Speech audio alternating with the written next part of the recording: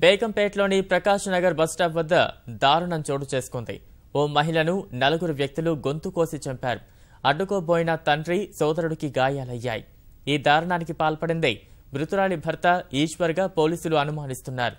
మియాపూర్కు చెందిన మృతురాలు కవితకు 9 ఏళ్ల క్రితం బేగంపేటకు చెందిన ఈశ్వర్తో వివాహమైంది.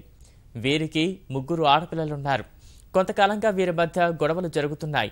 ఈ నెల 5వ తేదీన కవిత ఇంట్లో నుంచి వెళ్లిపోయింది. అత్త ఫిర్యాదు చేయడంతో బేగంపేట పోలీసులు కవితను, ఆమె తండ్రి, సోదరుడిని స్టేషన్కు పిలిపించి కౌన్సిలింగ్ ఇచ్చి పంపించారు. పోలీస్ స్టేషన్ నుంచి బయటకు వచ్చి బస్సు కోసం బస్టాండ్లో ఎదురు చూస్తున్న కవితను నలుగురు వ్యక్తులు ఆటోలో నుంచి దిగి దాడి చేశారు. అనంతరం అక్కడి నుంచి నిందితులు పరారయ్యారు. పోలీసులు కేసు నమోదు చేసి దర్యాప్తు చేస్తున్నారు. బస్టాండ్లో బస్ ఎక్కడానికి వచ్చి వీళ్ళు 3 నిల్చుంటే భర్త అయిన ఈశ్వర్ అని చెప్తున్నారు.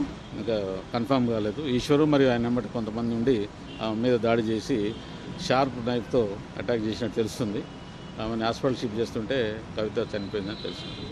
ఇక్కడ ఆటోకి ఎక్కుతున్నాం, అప్పుడు వచ్చిండు, ఆయననే వచ్చిండు. బట్టకి మొత్తం కట్టుకొని వచ్చిండు, కనిపించకుండా మొత్తం కట్టుకొని వచ్చిండు. ఏమో చెప్తారు, సీరియస్ ఉందని చెప్తున్నారు వాళ్ళ అమ్మాలు. 5 లక్షలు కావాలంటే ఇప్పుడు ఏరికని తేవాలి. ఒక్కదాన్ని ఉన్నాను, నేను ఉండేది 3, ఎప్పుడు ఒక్కదాన్ని ఉన్నాను.